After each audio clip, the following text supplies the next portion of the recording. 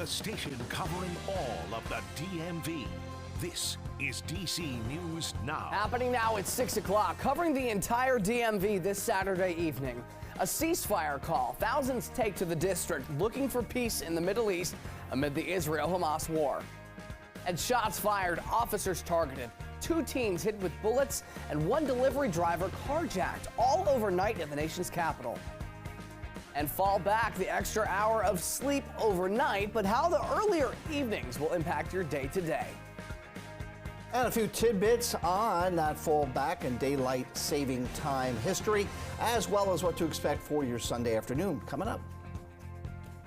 And good evening. Thank you for joining us for DC News Now at 6. I'm Ben Dennis. We're going to get a live look right now across the DMV. We've got Hagerstown, Maryland in the top left, Annapolis, the top right, Winchester, Virginia, and the nation's capital. But right to the new developments. DC police are investigating an officer-involved shooting in Southeast.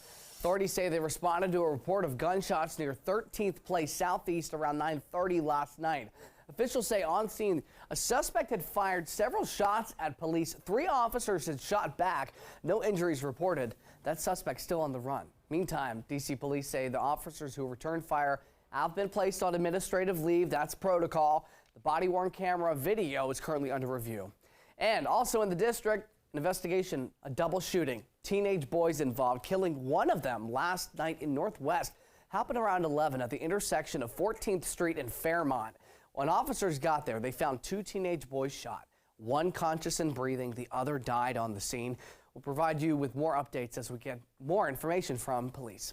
And MPD is also investigating an armed carjacking in Northeast that left 1 food delivery driver shot. Officials say the victim was completing deliveries near 14th Street Northeast around 11:30. That's when a suspect had flashed a gun, demanded the keys to the victim's car.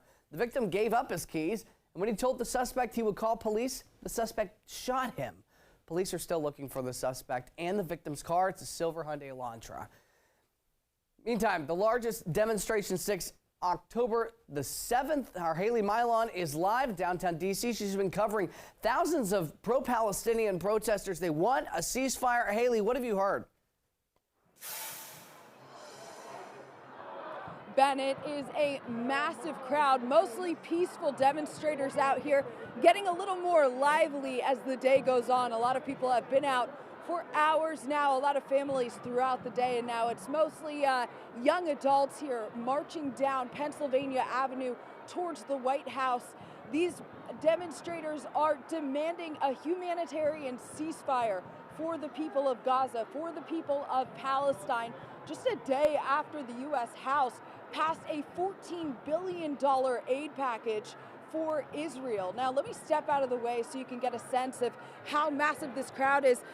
Organizers were forecasting that there would be as many as 30,000 people coming to D.C. for this event from all over the country. I talked to people from New York, Chicago, you name it.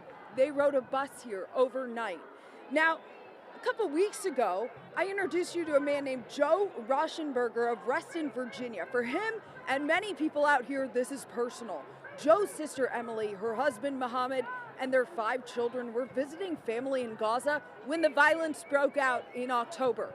The family says they dodged death for weeks, moving around the strip, just trying to find safety and resources that were dwindling. Today, I happened to bump into Joe in the crowd of thousands of demonstrators.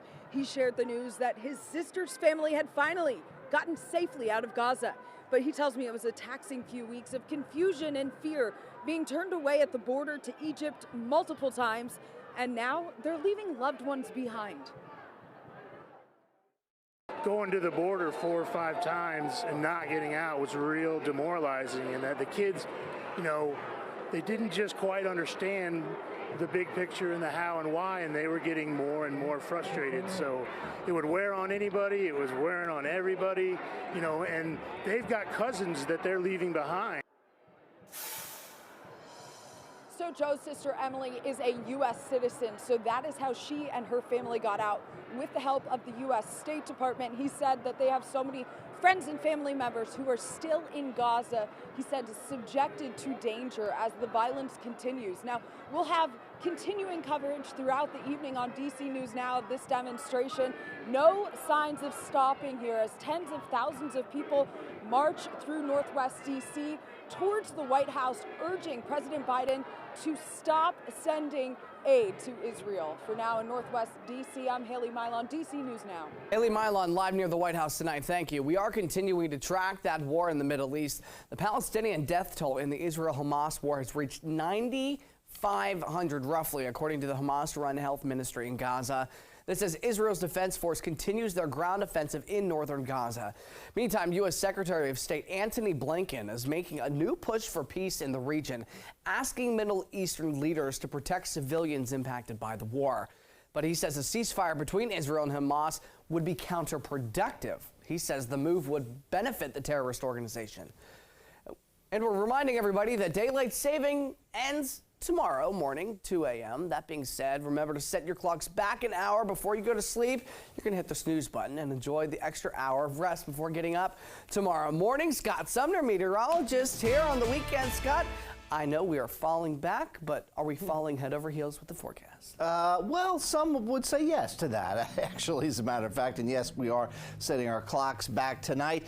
Just a little bit of what we know, though, back for daylight saving time. It was first used in World War I here in 1916, Germany, and the U.S. used it also a couple of years later in 1918 as kind of an electrical saving on the electricity during the World War I time period. The current system, which is in place basically starting in March and ending in the first weekend of November. That system started with George Bush I in 2007. It's a move to make permanent. There is a bill in Congress to try and make it permanent, but does it work? That's the question. And when you ask different people, you get different answers. I'll have an answer for your weather forecast because, well, we're always working hard in the weather department. That's coming up in just a few minutes. Ben? Scott, thank you. Meantime, the search is on for a D.C. woman who vanished October the 23rd. 25-year-old China Crawford was last seen on Good Hope Road southeast near 16th. Family members say that they're growing desperate and frustrated. Any small detail that you think is non-sequential, just please still share that information. My daughter, China, I believe was taken or kidnapped. I believe that she's still out there somewhere, and I'm asking everybody to please help us find China. D.C. police are also looking for China Crawford's gray Mercedes with a temporary Virginia tag 998859V. Turning now to Loudoun County, the sheriff's office is trying to combat a recent trend in opioid overdoses at one of the county's high schools. Several incidents there recently. The sheriff's office held a presentation today at Parkview High to teach members of the community about the dangers of fentanyl after 9 Parkview students had overdosed in the past 2 weeks. Some of the topics discussed at the meeting include information on what fentanyl is and the trend in teen usage. Officials also laid out available resources across the county. They highlighted the importance of opioid overdose reversal training, including how to administer Narcan. Other organizations provided resources, including treatment and support programs as well.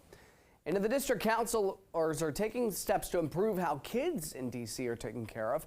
They introduced 3 bills. One of them looks to help support grandparents raising kids. DC News Now's Tosin Fakile explains how those bills would impact child welfare.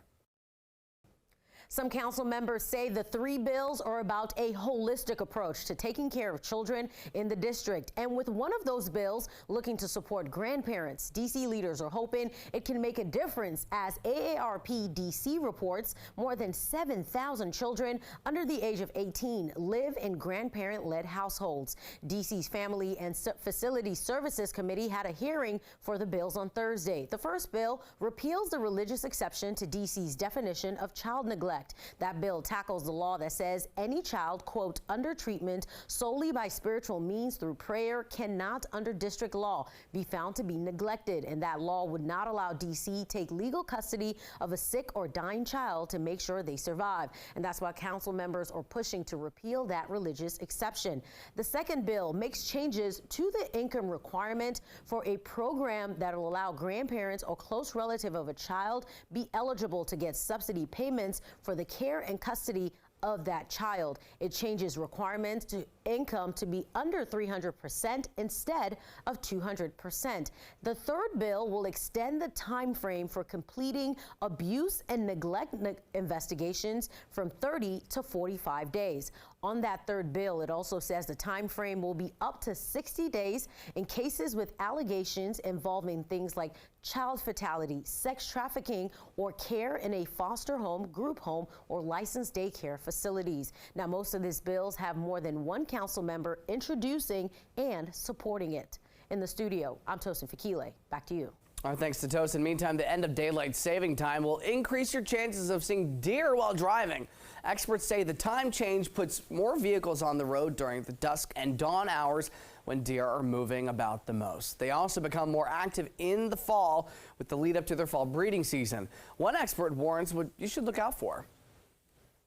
Deer often do travel in groups, and they often do cross roads single file. So even if a deer crosses the road in front of you, it doesn't mean that the threat is over.